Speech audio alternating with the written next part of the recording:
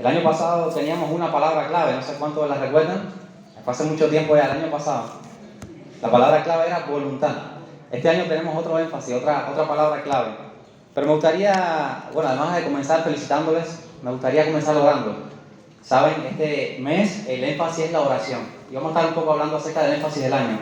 Pero vamos a comenzar orando, poner todo en las manos de Dios para que el Señor tome el control y su nombre sea glorificado. Padre, gracias, Señor, por traernos a tu casa. Gracias, Señor, por este tiempo de adoración, Señor. También por este tiempo de tu palabra, Señor. Qué bueno que podamos venir aquí libremente y ser ministrados, Señor, por tu palabra. Te ruego que tú nos hables, Señor. Que sea un tiempo de bendición, un tiempo también de reto. Que tu Espíritu Santo, Señor, esté tocando nuestras vidas, nos esté hablando, Señor. Y que podamos realmente ser obedientes a ti, Señor. Ayúdanos, Padre. Toma el control, bendice tu palabra, glorifica tu nombre, exalta tu nombre, glorifica tu palabra, Señor. En Jesús te damos gracias y oramos, Señor. Amén. Y me gustaría también, además de estar orando ya, me gustaría compartirles un texto de la Escritura. Quiero que vayamos ahí al libro de Hechos. Hoy vamos a estar en este libro, un libro que relata la historia de la iglesia primera, la iglesia primitiva del primer siglo. No sé si quizás la palabra primitiva sea la apropiada, pero estamos viendo a la primera iglesia ahí en el libro de Hechos. Y Hechos capítulo 17, versículo 6, pero vamos a leer un poco el contexto del 1 al 9. Vamos a comenzar leyendo también. Hubo un alboroto por ese lugar, Tesalónica, dice, pasando, estaba un equipo misionero, estaba el apóstol Pablo, estaba Lucas, sí, habían varios por acá. Dice, pasando por Anfípolis y Apolonia, llegaron a Tesalónica, donde había una sinagoga de los judíos. Y Pablo, como acostumbraba, fue a ellos y por 3 días de reposo discutió con ellos, declarando y exponiendo por medio de la Escritura que era necesario que Cristo padeciese y resucitase de los muertos, y que Jesús, a quien yo anuncio, decía Pablo, es el Cristo, el Salvador. Y algunos de ellos creyeron y se juntaron con Pablo y con Silas, y de los griegos piadosos gran número también, y mujeres nobles no pocas. Entonces los judíos que no creían, teniendo celos, tomaron consigo algunos ociosos, hombres malos, y juntando una turba, alborotaron la ciudad, y asaltando la casa de Jasón, procuraban sacarlos al pueblo, pero no hallándolos, trajeron a Jasón y a algunos hermanos ante las autoridades de la ciudad, gritando: estos que trastornan el mundo entero también han venido acá, a los cuales Jasón ha recibido, y todos estos contravienen los decretos de César, diciendo que hay otro rey, Jesús. Y alborotaron al pueblo y a las autoridades de la ciudad, oyendo estas cosas, pero el que tenía fianza de Jasón y de los demás los soltaron. Pero aquí lo tenemos ahí en el versículo 6. Repetimos, sobre todo la parte final, pero dice que el pueblo no les gustó, le chocó un mensaje de esperanza, por cierto, un mensaje de salvación, un mensaje de buenas nuevas, pero dice que cogieron a algunos de los cristianos ante las autoridades y empezaron a gritar: estos que trastornan el mundo entero también han venido acá. Así que quiero que esta mañana nos detengamos un poco en esta última frase: estos que trastornan el mundo entero también han venido acá. Esta frase nos recuerda 3 cosas. En primer lugar, nos recuerda el gran impacto y el alcance que estaba teniendo la iglesia del primer siglo con el Evangelio, alcanzando el mundo, literalmente toda Jerusalén, toda Judea, Samaria y hasta lo último de la tierra. Pudiéramos decir que tuvieron éxito en alcanzar el mundo para Cristo con el Evangelio. En segundo lugar, nos recuerda la Missio Dei, la misión de Dios. Hemos estado el año pasado, estuvimos hablando mucho acerca de la Missio Dei, la misión de Dios. La misión de Dios nunca ha cambiado, es la misma. La iglesia primera, la misión de la iglesia actual, por eso el propósito de nuestra iglesia, atrás está bien declarado ahí que se ve: glorificamos a Dios, alcanzando a Cuba y a las naciones con el Evangelio de Jesucristo. Esa es la misión de Dios para todos los tiempos. Creemos que la iglesia del primer siglo tuvo éxito porque fue obediente a la misión de Dios. Y en tercer lugar, nos recuerda y nos estará recordando durante este año el propósito y el énfasis de este año. El texto de énfasis para el 2025 es este: estos que trastornan el mundo entero también han venido acá. Pero por supuesto que no es un contexto negativo. No queremos trastornar el mundo más de lo que está. Queremos ser de bendición. Los trastornadores fueron estos que formaron tremendo alboroto, acabaron en el pueblo. Nosotros no queremos trastornar. Esta palabra se usó quizás un tono despectivo, un tono negativo. Nosotros queremos transformar. Queremos ser conocidos como una iglesia que transforma el mundo con el Evangelio de Jesucristo. Queremos transformar. Le decía ahorita la palabra clave del año pasado es la palabra voluntad. Estuvimos durante todos los meses hablando acerca de la voluntad de Dios, cómo encontrar esa voluntad de Dios que nos llama a obedecerla. Si queremos tener éxito debemos someternos y dejar guiarnos por la voluntad de Dios, que es buena, agradable y perfecta. Pero este año tenemos otra palabra clave. En lugar de trastornar, la palabra clave sería transformar. Así que el énfasis este año es transformando el mundo entero, disculpen, con el Evangelio de Jesucristo. Dios nos manda a transformar el mundo. Y esta mañana vamos a ver algunos principios, algunas verdades para tener éxito transformando el mundo. Pero antes de ahí, y durante este año vamos a estar viendo varias verdades, varios principios para ser efectivos, para tener éxito transformando el mundo. En el mes de enero estaremos hablando de la oración, en el febrero estaremos hablando acerca de transformando el mundo con el amor, varios énfasis. Pero quiero hablar de un acróstico que no nos vamos a tener hoy solamente vamos a dar la promoción, pero quiero hacer una pregunta a la iglesia, si conocen, no sé, los hombres quizás más. ¿Qué es esto que tengo en mi mano? Déjenme amarlo un momentico y me responde. Ahí, un sapito.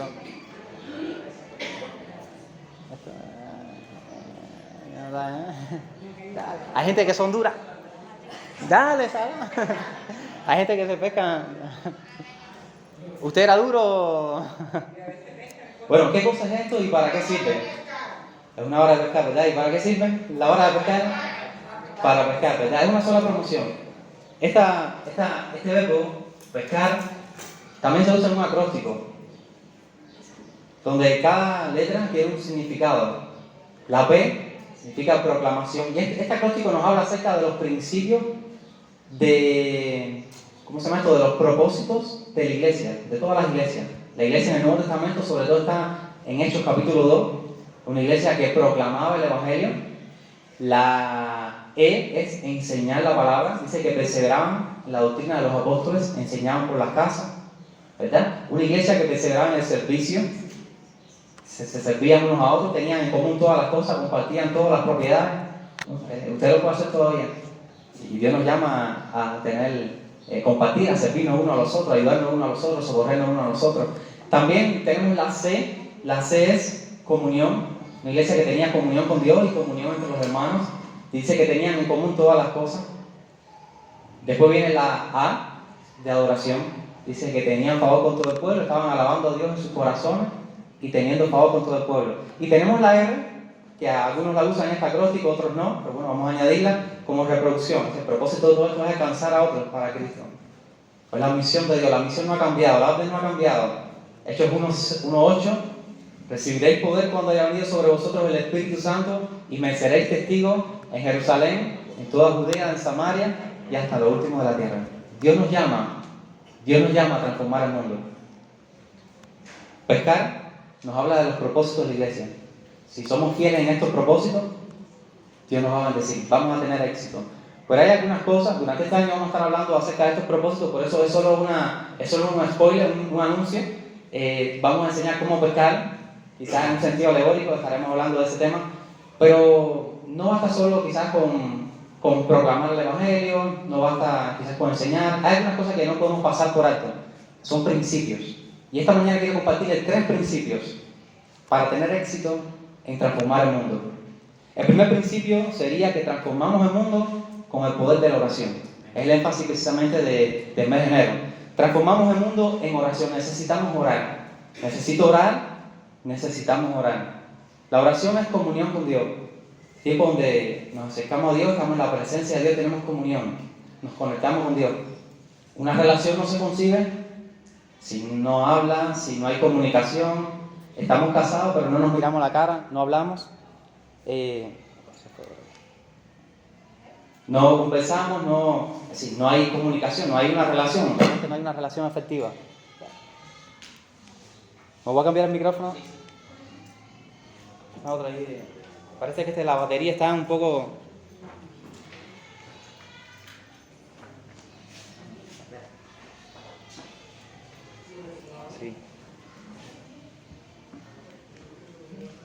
Sí, las baterías están gastadas, pero bueno, seguimos glorificando a Dios. Así que el primer principio que no podemos pasar por alto es que la obra de Dios se hace en oración. Necesitamos orar, estar en comunión con Dios. La oración también decíamos que es adorar a Dios. Daniel podía, no tenía necesariamente que arrodillarse, no tenía necesariamente que estar abriendo la puerta de su casa para orar a Dios, lo cual le costó ser arrojado al pozo de los leones. Daniel podía, si se tratara solo de comunicación con Dios, en cualquier lugar, Daniel podía estar comunicándose con Dios, podía estar hablando con Dios. Pero veíamos que también oración es también tener adoración. La palabra proskuneo significa postrarse. Y ahí esa relación de Daniel, que era necesario que se postrara, que adorara a Dios. Así que damos gracias a Dios. Quiero compartirles una ilustración. Cada uno de estos principios, vamos a relacionarlo con una ilustración. No sé si quizás la han escuchado, estos días la hemos puesto en algunos grupos. Y es una comparación. Quisiéramos comparar la misión de Dios. Es como un pozo ciego. No sé cuántos han visto en el campo, si lo hemos visto. Es un pozo bien profundo. Nosotros tuvimos la oportunidad de cavar algunos pozos, pero de 8 metros, 10 metros, es decir, es un reto. Pero el pozo ciego es un pozo bien profundo, que hay tremenda oscuridad, no se ve, de abajo casi no se ve para arriba. Se ve un destello. Yo no he bajado en un pozo, es lo que dice la gente. Pero un pozo normal te da miedo, es un lugar oscuro, un lugar frío. La misión del reino es como un pozo ciego. En lo profundo, cubierto de tinieblas, vive mucha gente que no sabe que arriba hay luz. A pesar de que se les tiende una cuerda para que suban, no lo hacen por sí solos, porque no saben que esa cuerda los lleva a la luz. Entonces alguien de los que estamos arriba tiene que bajar y guiarlos. Algunos bajaron, pero era necesario que otros quedaran arriba sosteniendo la cuerda para que estos bajaran. De igual manera, todos debían tener las marcas de la cuerda en sus manos como señal de cumplimiento de esta misión. ¿Qué ilustración? Cada uno de estos principios vamos a estar viendo a la luz de esta ilustración también. La oración pudiéramos verlo también como esa cuerda que sostiene a aquellos que están haciendo la misión. Hay un mandato, hay una responsabilidad de los que están arriba, ir a los que están abajo y enseñarles la luz de Cristo, guiarles a Cristo. Decirles que arriba hay luz, es nuestra responsabilidad. Dios nos ha dado un mandato de transformar el mundo. ¿Cómo? En primer lugar, en oración. Necesitamos orar, estar en contacto con Dios, estar en comunión con Dios, pero también la iglesia necesita orar por los que están haciendo la obra. La oración es como una soga que sostiene a los que están yendo, a los que están haciendo la obra. Por supuesto, la obra es de todos. Necesitamos estar orando los unos por los otros. Pero quiero pedirle de manera especial esta mañana, que voy a hacer una petición pastoral. Quiero pedirles a la iglesia, por favor, que sigan orando por nosotros los pastores. Saben, Dios nos ha puesto en una posición de responsabilidad. Dios nos ha puesto en una posición alta para servir, no para enseñorearnos de la iglesia, para servir, para ministrar, para apacentar la grey de Dios, para cuidar la grey de Dios, para enseñar, para proclamar la palabra, para guiar, para sobrever. Pero en esa posición somos muy vulnerables. Saben, en el reino de las tinieblas, no es literal, pero véalo como algo bastante cerca de la realidad. Es la realidad. Hay un cartel de búsqueda donde están el rostro de todos los pastores. En el mundo de las tinieblas se busca a Karen, se busca a mi hermano Alió, Pastor Abel, Pastor Chunga, a todos los que están sirviendo. Hay un cartel ahí, porque la Biblia dice: destruyan al pastor y las ovejas se dispersarán. Si nosotros caemos, el impacto negativo es grande.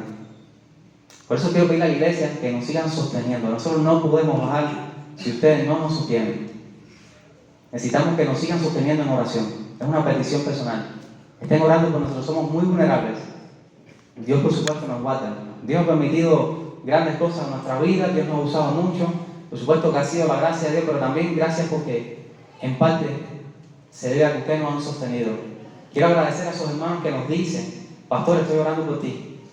Pastor, estamos orando por ti y por los pastores. Hermanos, gracias. Sigan orando por nosotros, lo necesitamos. Nosotros tenemos la responsabilidad de estar orando por la iglesia.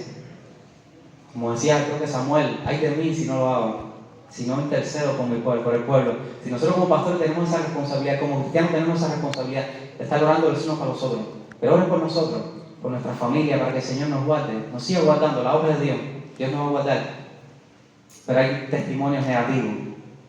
Oren por nosotros que lo necesitamos. No podemos bajar al pozo solos. Necesitamos la ayuda de ustedes. Es la gracia de Dios, pero necesitamos la soga. También agradecer a muchos hermanos también que nos ayudan de otras maneras. La soga no solamente representa, quizás en las misiones, representa la oración, La soga también representa quizás la ayuda, el sostén. Y doy gracias a Dios por eso. Por aquellos hermanos que se acercan a nosotros y nos bendicen. Pastor, mira, nos ayuda. Damos gracias a Dios por eso. Hermano, gracias. Quiero compartirles que nosotros los pastores tenemos una gran responsabilidad. Tenemos una carga, y no es una carga física, hay un desgaste físico, pero bueno, cualquiera que quizás trabaje en construcción tiene mayor desgaste, no sé. No estoy hablando de ese tipo de carga física. Tampoco estoy hablando de una carga mental, que por supuesto que la tenemos. Es decir, aquí cuántos tienen responsabilidades, quizás negocios, no sé. Tenemos una carga mental, pero no estoy hablando de esa carga. Estoy hablando de una carga que solo nosotros los pastores conocemos.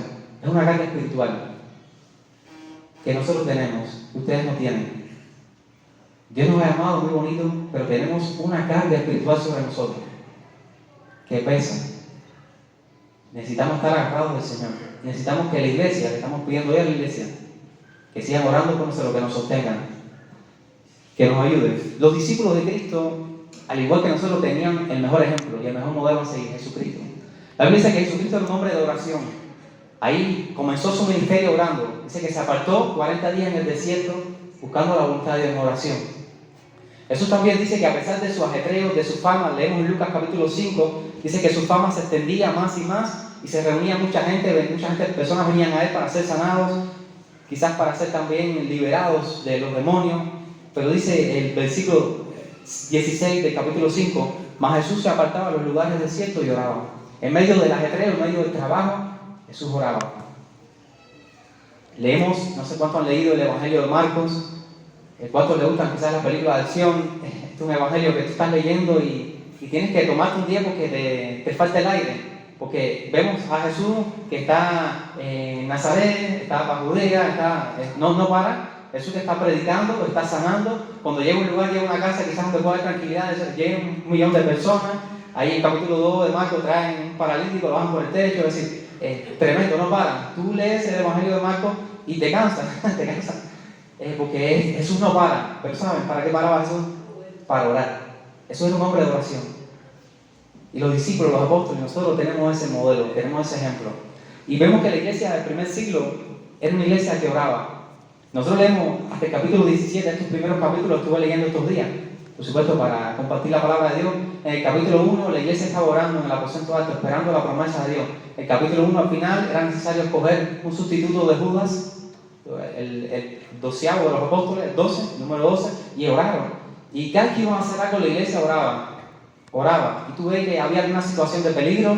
En el capítulo 4 a Pedro, a los discípulos lo apresan, lo sueltan. Y enseguida la iglesia los recibe y comienzan a orar. Esa oración fue una oración importante. Dice que después que hubieron orado, el lugar donde estaban tembló y fueron todos llenos del Espíritu Santo. Eso está en Hechos capítulo 4, versículo 31. Es decir, era una iglesia que estaba buscando la voluntad de Dios, que estaba orando, que estaban conectadas con Dios. Estaban conectados entre ellos, tenían comunión, pero estaban buscando en todo tiempo la voluntad de Dios. Lo vemos en el libro de Hechos. Eso es nuestro modelo. Si queremos tener éxito, necesitamos seguir el ejemplo de Cristo. Necesitamos seguir el ejemplo de esta primera iglesia. Necesitamos transformar el mundo en oración. No es con tu fuerza. Dice la palabra que las armas de nuestra milicia no son carnales, sino poderosas en Dios. Y la oración es un arma excelente. Ahí me llama la atención cuando Pablo, en Efesios capítulo 6, está hablando de la armadura del cristiano. Habla, así como que no cuenta la oración, la deja para el final. Dice, vestidos de toda la armadura de Dios para que podáis resistir en el día malo y habiendo acabado todo, estar firme, estar pues firme, ceñido vuestros lomos con la verdad, con la coraza de justicia. Habla acerca de, sobre todo, tomar el escudo de la fe. Describe al cristiano, la armadura del cristiano, la fe, la palabra de Dios, que es la espada del Espíritu, la seguridad de la salvación, el yelmo de la salvación. Pero dice ahí como que encerrando, protegiendo toda esa armadura, la oración. Dice, orando en todo tiempo, con toda oración y súplica en el Espíritu, y velando en ello, con toda perseverancia y súplica por todos los santos y por mí, a fin de que me sean abiertas puertas para el Evangelio. Si la oración es la que entrelaza, la que le da vida a ese cuerpo que quizás está, esa armadura que quizás no está unida, no está conectada, quizás no tiene vida, la oración es la que le da vitalidad.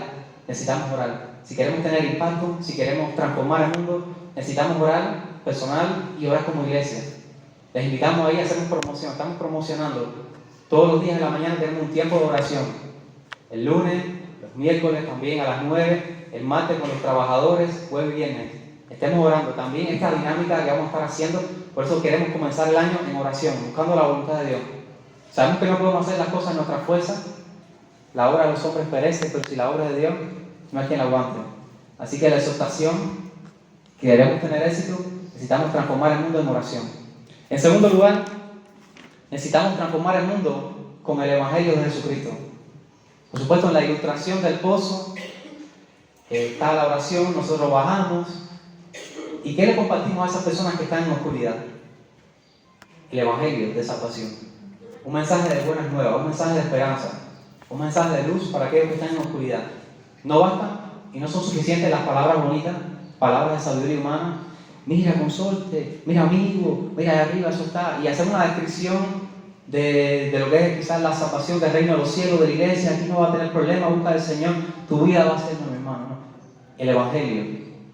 Si nosotros nos damos cuenta, si somos dirigentes, ahí cuando leemos el libro de Hechos, nos damos cuenta que el mensaje de Jesús fue el mismo mensaje de los apóstoles, de los primeros discípulos, y es el mismo mensaje de nosotros. El mensaje del Evangelio no ha cambiado, es el mismo mensaje, el Evangelio no ha cambiado, la buena noticia de salvación.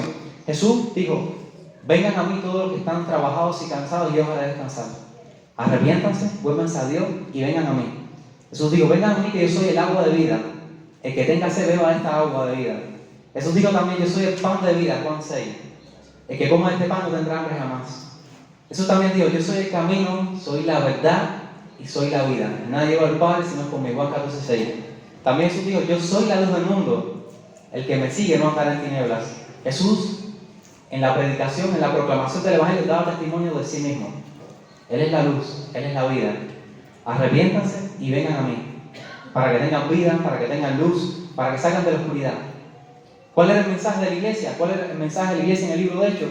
Leemos ahí, capítulo 2, cuando Pedro, todos son llenos del Espíritu Santo, en el aposento alto reciben la promesa del Espíritu Santo. ¿Y cuál era el mensaje de Pedro? Arrepiéntanse y vuélvanse a Cristo. Este Cristo los ha matado, murió por nuestros pecados, pero Dios le resucitó, Dios le levantó. Y Dios lo ha puesto por príncipe y por salvador. Dios lo ha puesto por Cristo y por Señor. Ahí en Hechos capítulo 4, versículo 12, tenemos un texto súper clave. Hablando del mensaje, dice, versículo 10, sea notorio a todos vosotros y a todo el pueblo de Israel, que en el nombre de Jesucristo de Nazaret, a quien vosotros crucificasteis, y a quien Dios resucitó de los muertos, por él, este hombre ha sido sanado en vuestra presencia. Este Jesús es la piedra reprobada por vosotros los edificadores, la cual ha venido a ser cabeza del ángulo, y en ningún otro hay salvación, porque no hay otro nombre bajo el cielo dado a los hombres en el que podamos ser salvos. Si nosotros leemos el libro de Hechos completo, algo que nos faltaba en el mensaje de predicación era que Cristo murió, pero resucitó, y en Él hay salvación y perdón de pecados, en Él hay vida. Seguimos leyendo ahí el versículo, quizás capítulo 5, versículo 30. Leemos en el versículo 30 también, los discípulos, Pedro, Juan, predicando, dice: el Dios de nuestros padres levantó a Jesús, a quien vosotros matasteis, colgándole en un madero. A este Dios ha exaltado con su diestra por príncipe y salvador, para dar a Israel arrepentimiento y perdón de pecados. Y nosotros somos testigos suyos de estas cosas, y también el Espíritu Santo, el cual ha dado Dios a los que le obedecen. Hermanos, necesitamos transformar el mundo, pero no con nuestras palabras, no con un mensaje motivacional, no con un mensaje quizás de mucha elocuencia. Necesitamos transformar el mundo con el Evangelio de Jesucristo, las buenas nuevas de salvación, de que arriba hay luz porque alguien hizo esa luz. Alguien murió tomando tu lugar, tu castigo, llevando tu castigo. El mensaje de la iglesia actual es el mensaje de la iglesia primitiva, que Cristo murió por nuestros pecados, pero fue levantado. Y a este Dios ha puesto por príncipe y por salvador. Y en su nombre hay perdón de pecados, hay vida eterna. No hay otro mensaje. No hay que cambiarlo, no hay que inventar el mensaje. El mensaje del Evangelio no ha cambiado. Las buenas nuevas de salvación. Vamos ahí, bajamos el pozo, es como en la oscuridad es la luz, lámparas en mis pies tu palabra, le proclamamos el Evangelio, pero aún ahí falta algo. Estamos orando, la iglesia nos sostiene, bajamos, proclamamos el Evangelio, anunciamos que arriba hay luz, en Cristo hay luz, en Cristo hay salvación, que quiere librarte de la oscuridad y trasladarte al reino de la luz, pero falta algo ahí. lo que no puede faltar. Lo que no puede faltar en la misión de Dios. Si queremos tener éxito transformando al mundo, en tercer lugar, necesitamos transformar al mundo en el poder del Espíritu Santo. La letra sola, está muerta, pero el Espíritu es el que da vida. Esa palabra tiene que ser acompañada con el poder del Espíritu, si no se quedan palabras. Cuando no dejamos guiar por Dios, cuando el Espíritu Santo no está obrando, por muchas palabras que usted le dé, la obra de Dios es algo que decimos, la obra de Dios es la obra de Dios. La obra de Dios la hace Dios. Si esta obra fuera de los hombres, hubiera perecido, pero es la obra de Dios. Vemos que la iglesia del primer siglo tuvo éxito, porque Dios tuvo que pincharle un poco, porque es su obra. Dios tuvo ahí que pincharlo, esparcirlo, para que no se quedaran en Jerusalén. Los cristianos habían creído, tremenda bendición, muchos números, ya eran 5.000, 3.000, 5.000, 8.000, un número grande, estaban acomodados. Y el Señor tuvo que esparcirlo, tuvo que pinchar un poquito para que fueran obedientes, tuvieran éxito. Qué bueno que la obra es de Dios. Pero saben, algo que no puede faltar en la obra de Dios, por supuesto, es el poder del Espíritu Santo. La obra de Dios la hace Dios en el poder del Espíritu Santo, por medio de nosotros. Nosotros somos el medio que Dios usa.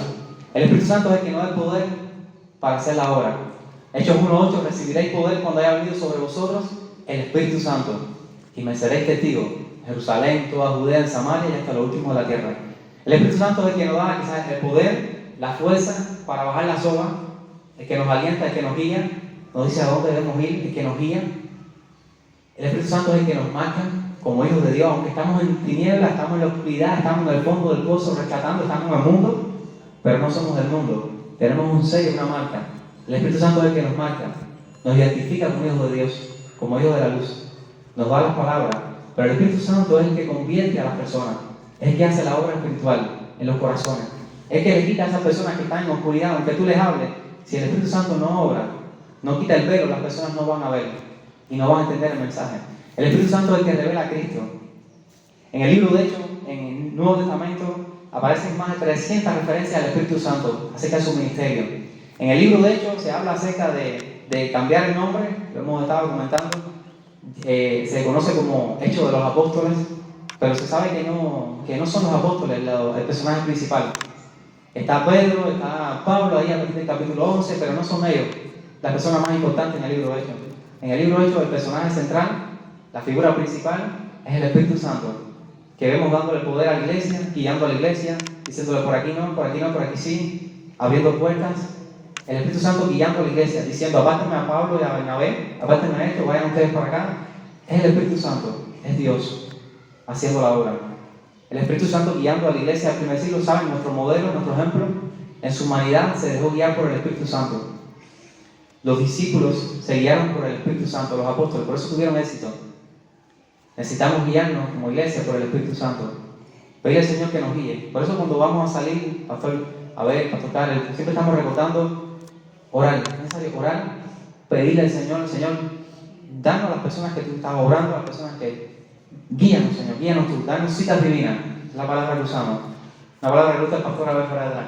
Señor, danos citas divinas para ser efectivos. Si queremos ser efectivos y transformar el mundo, necesitamos hacerlo en el poder del Espíritu Santo, no hay otra manera. Sin la obra del Espíritu Santo no hay nuevo nacimiento. Sin la obra del Espíritu Santo no hay santificación, no hay fructificación, no hay frutos, no hay dirección, no hay capacitación, no hay iluminación, no se entiende la Escritura, no hay oración. Dice que hemos de pedir como conviene, no lo sabemos. El Espíritu intercede por nosotros. Sin la obra del Espíritu Santo no hay garantía de salvación para el cristiano. Es la garantía, el sello de nuestra salvación. La fiabilidad de la Escritura, de la Biblia, no sería una realidad sin la labor del Espíritu Santo. El Espíritu es el que debemos la revelación de la Escritura, el que nos quita el velo y nos muestra a Cristo, nos saca de la oscuridad y nos abre los ojos del corazón también que está endurecido. Esa obra la hace el Espíritu Santo, el que hace la obra en la inspiración de la Escritura, el que inspiró la Escritura, el que hace la obra en la preservación de la Escritura. Por mucho que el hombre ha tratado de destruir la Escritura, el Espíritu Santo la ha preservado. Y el Espíritu Santo también es el que da la iluminación, es la capacidad de entender la Escritura. Son términos que se usan, son términos teológicos que nos hablan acerca de la inspiración de la Escritura, de la Biblia. Cuando se enseña doctrina de la Biblia, se habla de la revelación. Quiere decir que no pudiéramos ver a Dios si Él no se manifiesta a nosotros, porque Dios es inmenso, Dios no no podemos verlo cara a cara, no podemos comprenderlo, pero el Espíritu Santo nos revela a Dios en la persona del Hijo. Jesucristo nos va a conocer al Padre. También cuando hablamos de la doctrina de las Escrituras, hablamos acerca de la inspiración. Es el acto mediante el cual Dios inspiró a hombres para escribir las Escrituras. Toda la Escritura fue inspirada por Dios y útil para enseñar, redarguir. Fue Dios usando a los hombres como instrumentos. Inspirar significa respirar. Teopneuma, Dios respirando sobre el hombre y el hombre escribiendo. Si el Espíritu Santo no pudiéramos tener las Escrituras, no pudiéramos tener un evangelio, no pudiéramos entenderlo, no pudiéramos comprenderlo. Sin el Espíritu Santo no pudiera haber misiones, no pudiera haber evangelismo efectivo, porque la Biblia dice que el Espíritu Santo es el que convence al mundo de pecado, de justicia y de juicio. Pudiéramos seguir diciendo muchas cosas del Espíritu Santo. El Espíritu Santo es la tercera persona de la Trinidad. Quizás algunos nuevos no lo saben. El Espíritu Santo es Dios, tiene los nombres de Dios, tiene atributos, cualidades que son únicas de Dios, es eterno, es sabiduría, es omnipresente. Decimos de Dios que Dios es omnipresente, es un atributo solo de Dios, que puede estar en todos los lados. Salmo 139 dice: ¿a dónde huiré de tu presencia? ¿Y dónde huiré de tu Espíritu Santo? El Espíritu Santo es omnipresente, el Espíritu Santo es omnisciente, un atributo que solo Dios tiene. La tercera persona de la Trinidad, todo lo conoce. Aún las cosas profundas de Dios la conoce, todo lo conoce. Es omnipresente, es omnisciente, es omnipotente, también dice la Escritura. Participa en actos que son solo de Dios, en la creación, en el nuevo nacimiento, en la revelación de la Escritura, en la concepción virginal de Cristo. ¿Sí? Es una persona, algunos dicen que es una fuerza. El Espíritu Santo es una persona, tres personas: el Padre, el Hijo y el Espíritu Santo. Tiene personalidad. A una fuerza tú no le puedes resistir, a una fuerza tú no le puedes hablar. La Biblia dice que el Espíritu Santo habla, intercede por nosotros, nos guía, se pone triste. Dice que habla con Dios. Bueno, si fuera la fuerza de Dios, ¿cómo va a estar hablando? Dios se volvió, se arrebató. Es alguien aparte de Dios, pero es Dios también. Tres personas que tienen su identidad, su personalidad, pero son Dios. El Padre no es el Hijo, el Padre es el Padre, pero es Dios. Los tres comparten la misma deidad. Están igualados. El Espíritu Santo, el Espíritu Eterno también, la eternidad es un atributo de Dios. Hermano, si queremos tener éxito transformando el mundo, necesitamos ser una iglesia que ore, necesitamos orar, necesitamos compartir el Evangelio. Este mundo va a ser transformado por el Evangelio, no por nuestras palabras, no palabras de elocuencia, de sabiduría humana. El mundo va a ser transformado también en el poder del Espíritu Santo. Si queremos tener esto, necesitamos guiarnos como iglesia por el Espíritu Santo. Él es el que está actuando, Él es el que convierte el alma, el que hace la obra que solo Dios puede hacer, el Espíritu Santo. Así que mi oración es que como iglesia podamos ser obedientes a Dios, que podamos ser una iglesia que se guíe, una iglesia que transforme el mundo con el Evangelio, una iglesia que transforme el mundo en el poder del Espíritu Santo, y una iglesia que busque y entienda su necesidad de Dios. Si queremos tener éxito, necesitamos buscar de Dios y dejarnos guiar por Dios. Así que damos gracias a Dios por su palabra. Ese es el reto. El año pasado hablamos acerca de la voluntad. Hemos buscado la voluntad de Dios, pero si queremos tener éxito, necesitamos transformando nosotros mismos para transformar el mundo. Dejar que Dios nos guíe. Queremos ser efectivos. Así que me gustaría orar. Damos gracias a Dios por su palabra. Quiero leerle ahí, terminando, antes de orar, en Ezequiel capítulo 37. Está la historia de Ezequiel y el valle del hueso seco, donde se ve la importancia del Evangelio y se ve la importancia del Espíritu Santo. Les voy a leer rapidito para terminar. Dice Ezequiel, libro profético en el Antiguo Testamento, capítulo 37, versículo 1. Dice: la mano de Jehová vino sobre mí, hablando de Ezequiel, y me llevó en el Espíritu de Jehová, y me puso en medio de un valle que estaba lleno de huesos, y me hizo pasar cerca de ellos por todo el derredor, y aquí que eran muchísimos sobre la faz del campo, y por cierto estaban secos en gran manera. Y me dijo: hijo de hombre, ¿vivirán estos huesos? Y dije: Señor Jehová, tú lo sabes. Me dijo: entonces profetiza sobre estos huesos y diles: huesos secos, oíd palabra de Jehová. Así ha dicho Jehová el Señor a estos huesos: he aquí, yo hago entrar espíritu en vosotros y viviréis, y pondré tendones sobre vosotros, y haré subir sobre vosotros carne, y os cubriré de piel, y pondré en vosotros espíritu, y viviréis, y sabréis que yo soy Jehová. Profeticé pues como me fue mandado, y hubo un ruido mientras yo profetizaba. Y aquí un temblor, y los huesos se juntaron cada hueso con su hueso. Y miré, y aquí tendones sobre ellos. Hermano, Dios nos ha llamado a transformar un mundo que está como este valle de huesos secos. Dios nos ha mandado a bajar al pozo ciego donde hay oscuridad, donde hay tinieblas, donde las personas están perdidas, donde por sí mismas no van a buscar de Dios. No hay justo, ni tan siquiera uno, no hay quien busca a Dios. Es el Evangelio. Habiendo oído el Evangelio, vuestra salvación, y habiendo creído en él, fuiste sellados con el Espíritu Santo. La obra del Espíritu Santo convirtiendo el alma, transformando, dando vida donde hay muerte. Ezequiel profetiza: y miré, y aquí tendones sobre ellos, y la carne subió, y la piel cubrió por encima de ellos, pero no había en ellos espíritu. Y me dijo: profetiza el Espíritu, profetiza, hijo de hombre, y dile al Espíritu: así ha dicho Jehová el Señor, Espíritu, ven de los cuatro vientos y sopla sobre estos huesos muertos, y vivirán. Y profeticé como me había mandado. Dios nos ha mandado, mi hermano, a transformar el mundo, pero necesitamos transformarlo con el Evangelio y en el poder del Espíritu Santo. Y profeticé como se me había mandado, y entró Espíritu en ellos, y vivieron, y estuvieron sobre sus pies, y un ejército grande en extremo. Miren qué transformación, es increíble lo que Dios hace. La obra que solo Dios hace, nosotros somos medios, somos instrumentos. Para ser efectivos necesitamos guiarnos por Dios, hacerlo en el poder del Espíritu Santo. Dios quiere usarnos, Dios quiere seguir usándonos. Es nuestro deseo que este año sea un año de gloria para Dios, un año de bendición, un año de salvación. El año pasado tuvimos la bendición de bautizar 27 hermanos. Otros más dieron testimonio. Este año, Dios permita, dice la Biblia que el crecimiento lo da Dios, no lo damos nosotros. Nosotros hacemos la obra, pero el crecimiento lo da Dios. Nosotros tenemos que ser fieles, tenemos que obedecer el mandato de Dios. La primera iglesia tuvo éxito, por supuesto, por la gracia de Dios, porque Dios estaba en el asunto, pero porque buscaron a Dios en oración, porque se dejaron guiar por la voluntad de Dios, porque fueron fieles obedeciendo el mandato de Dios, porque proclamaron la palabra, que adoraron en medio quizás del dolor, del sufrimiento, de la necesidad, porque tenían en común todas las cosas, porque servían al pueblo. Dios quiere que seamos una iglesia que transforme, que seamos cristianos que transformemos nuestra familia, nuestros vecinos, nuestros amigos. Dios nos ha llamado a transformar. Que Dios quiera que podamos ser fieles en esa misión. Vamos a orar. Señor, gracias por tu palabra, Señor. Ayúdanos a estar guiados por ti en todo tiempo, Señor. Ser usados por ti. Qué gloria, Señor. Qué bendición. La gloria es tuya, Señor. Gracias por cada uno de tus hermanos que se bautizaron, aquellos que han dado testimonios. Dios mío, gracias porque tú eres bueno, Señor, porque tú eres fiel. Permite que este año sea un año de gloria, un año de bendición también, un año de salvación, Señor. Que puedan muchas personas venir a tus pies, Señor. Que podamos ser instrumentos de salvación en tus manos, para tu gloria, Señor. Bendice a tu pueblo, bendice a nuestra familia, Señor. Mira, en nuestro corazón hay inquietud por nuestros familiares que no te conocen, por nuestros amigos, por este pueblo, Señor, por este barrio donde tú nos has puesto, Señor. Ayúdanos a hacer luz en este lugar, en nuestra familia, en nuestro trabajo, en nuestra escuela, donde quiera que estemos, Señor. Ayúdanos a hacer luz. Te lo pido, Padre, en el nombre de Jesucristo. Rogamos tu bendición para tu iglesia.